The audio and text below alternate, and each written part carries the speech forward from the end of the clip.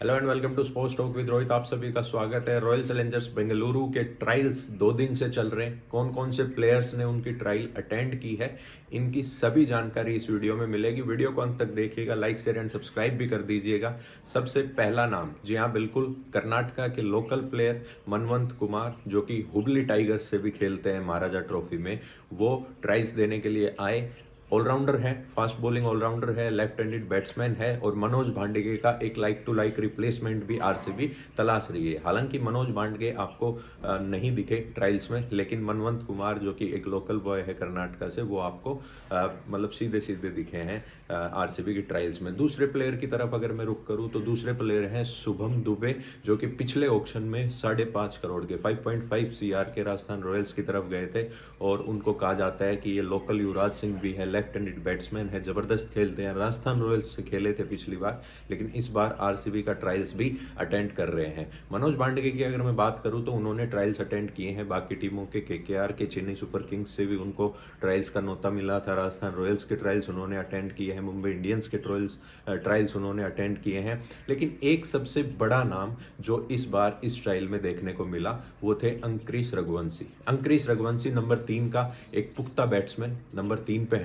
110% अंक्रिश रघुवंशी खेल सकते हैं और बहुत सारी टीमें उनको जो है ना उनके पीछे जाएगी। और अंक्रिश रघुवंशी कोलकाता नाइट राइडर्स से पिछली बार खेलते थे, लेकिन इस बार आरसीबी का ट्रायल्स भी उन्होंने अटेंड किया है और एक ज़बरदस्त तरीके से जो है ना उनका ट्रायल गया है। ये दिनेश कार्तिक वहाँ पे मौजूद थे, मो वोवट वहाँ पे मौजूद थे, ओमकार सालवी जो कि नए बॉलिंग कोच बने हैं वो वहाँ पे मौजूद थे, एंडी फ्लावर वहाँ पे मौजूद थे और ज़बरदस्त तरीके से नंबर 3 के ऑप्शन के लिए इनके पीछे कोलकाता जाएगी 100%। आरसीबी भी इनके पीछे, संदेह मत करिएगा अगर 5 करोड़ तक मेगा ऑक्शन में अंक्रिश रघुवंशी के पीछे आरसीबी जाती है तो। दिनेश कार्तिक, ओमकार सालवी को इनकी बल्लेबाजी काफ़ी पसंद आई। उसके बाद अगर अगले प्लेयर की तरफ चलूँ जो ट्रायल्स में आए थे तो वो हैं देवडिगा, देवडिगा। वो पिछली बार भी जो है ना लेग स्पिनर के रूप में आरसीबी के साथ जुड़े थे बतौर नेट गेंदबाज और इस बार भी ट्रायल्स का हिस्सा थे, लेकिन वो बतौर गेंदबाज के तौर पे ही ट्रायल्स का हिस्सा थे। अगर वो बेहतर करते हैं तो वैसक विजय कुमार जो पहले नेट गेंदबाज थे, वो जिस प्रकार से हिस्सा बने थे वैसे ही वो भी हिस्सा बन सकते हैं आरसीबी की टीम का। अगले प्लेयर की अगर मैं बात करूँ तो वो नन अदर देन आपके एक लेग गेंदबाज श्रेयस गोपाल, वो भी जो है ना कल देखने को मिले आरसीबी की ट्रायल्स में, तो वो भी आरसीबी की ट्रायल्स देते हुए नजर आए। दिल्ली के यंग गेंदबाज मनी ग्रेवाल भी आपको आरसीबी की ट्रायल्स देते हुए नजर आए कल। 2 दिन से आरसीबी की ट्रायल्स चल रही है, इसमें कर्नाटका के लोकल प्लेयर्स की बॉलबाजी काफ़ी आपको देखने को मिलेगी। और उसके साथ साथ एक और सूचना भी सर्कुलेट की जा रही थी कि कर्नाटका की गवर्नमेंट ने कहा है कि लोकल प्लेयर्स को लो, लोकल प्लेयर्स को लो। लेकिन भाई जब आपका स्काउट मालोलन है तो वो ऑब्वियसली लोकल है और वो लोकल प्लेयर्स की तरफ हमेशा नज़र रखता है और लोकल प्लेयर्स को ही हमेशा कहीं ना कहीं प्रेफरेंस देगा, इस बात में कोई दो राय नहीं है। लेकिन एक प्लस पॉइंट इस बार ये है कि ओमकार सालवी जो बॉलिंग कोच बने हैं आरसीबी के, उनके गेंदबाजी कोच बनने के बाद भारतीय कोर पे आरसीबी की नज़र रहेगी। ऑक्शन टेबल पे कौन कौन बैठेगा ये भी कई लोगों का सवाल था, तो वो मैं आपको बता देता हूँ कि ऑक्शन टेबल पे एक सेकंड, ऑक्शन टेबल पे मैं जब बताऊं तो उससे पहले एक और प्लेयर हैं जिन्होंने आरसीबी की ट्रायल जो है ना वो दी है, वो है लखनऊ सुपर जायंट्स में पिछली बार एम सिद्धार्थ नाम का एक तेज गेंदबाज था जो इमाद वासिम के टाइप में गेंदबाजी करता है, लेफ्ट आर्म गेंदबाज है। तो उन्होंने भी इस बार आरसीबी की ट्रायल्स दी है और ज़बरदस्त गेंदबाज है, बिल्कुल शहबाज अहमद, मयंक डागर वगैरह टाइप में जो लेफ्ट हैंडेड गेंदबाजी करते हैं ना, उस प्रकार का एम सिद्धार्थ, उन्होंने भी जो है ना आरसीबी की ट्रायल्स दी है। इन प्लेयर्स में से ये गिने चुने वो प्लेयर्स हैं जिन्होंने आरसीबी की ट्रायल्स में काफ़ी समय तक गेंदबाजी की, काफ़ी समय तक बल्लेबाजी की। मनवंत कुमार ने तो दोनों ऑलराउंड परफॉर्मेंस किया, गेंदबाजी भी की, बल्लेबाजी भी की। शुभम दुबे ने भी जो है ना गेंदबाजी बल्लेबाजी की। एक राजस्थान का खिलाड़ी भी आपको देखने को नजर आया 18 साल का, जिसने इसी बार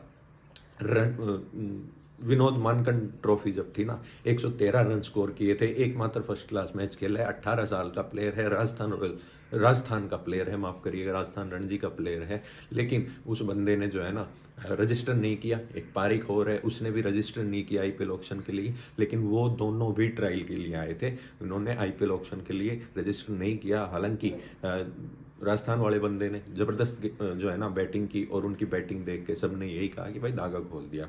और ये सब जानकारी एक कोई बंदा है कौशिक करके है कोई, तो उससे हमें ये सूचना मिली, तो उसको भी हम थैंक्स देना चाहेंगे कि आरसीबी ट्रायल्स पे जो है ना वो अपनी नज़र कौशिक कश्यप करके वो नज़र गाड़े हुए हैं। तो बहुत बढ़िया जो है ना आरसीबी का पूरा सेटअप इस बार बन रहा है। वापस चलता हूँ ऑक्शन टेबल पे कौन कौन बैठेंगे। दिनेश कार्तिक बैठेंगे, ओमकार सालवी बैठेंगे, एंडी फ्लावर बैठेंगे, मो बोबट बैठेंगे, ठीक है, मालोलन रंगराजन बैठेंगे, वाइस प्रेसिडेंट जो है राजेश मेनन बैठेंगे और प्रथमेश मिश्रा। तो ये 7 लोग जो है इस बार ऑक्शन में बैठेंगे।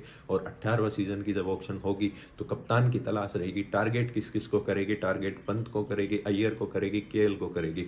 लेकिन ये सब जो है ना आउट ऑफ रीच जाते नजर आ रहे हैं। हाँ, हालांकि मैं इस चीज़ को मान सकता हूँ कि केएल राहुल कहीं ना कहीं इन रीच है, लेकिन मार्की प्लेयर की लिस्ट में युजवेंद्र चहल आ जाते हैं, मार्की प्लेयर की लिस्ट में डीएसपी सिराज आ जाते हैं, मार्की प्लेयर की लिस्ट में केएल राहुल आ जाते हैं। तो आरसीबी ऑक्शन डायनेमिक्स की वजह से बहुत बड़े ट्रबल में फंस गई है, मैं आपको बताना चाहता हूँ। अब आरसीबी इसको कैसे सॉर्ट आउट करेगी ये तो ऑक्शन टेबल पे ही देखने को मिलेगा। लेकिन ट्रायल्स 2 दिन से चल रहे हैं, वो हमने आपको पूरी सूचना दे दी है। और मॉक ऑक्शन की भी सूचना दे देते हैं कि मॉक ऑक्शन हमारे चैनल पे 23 तारीख को शाम को 5:30 बजे से, और आप जुड़ना ना भूलें।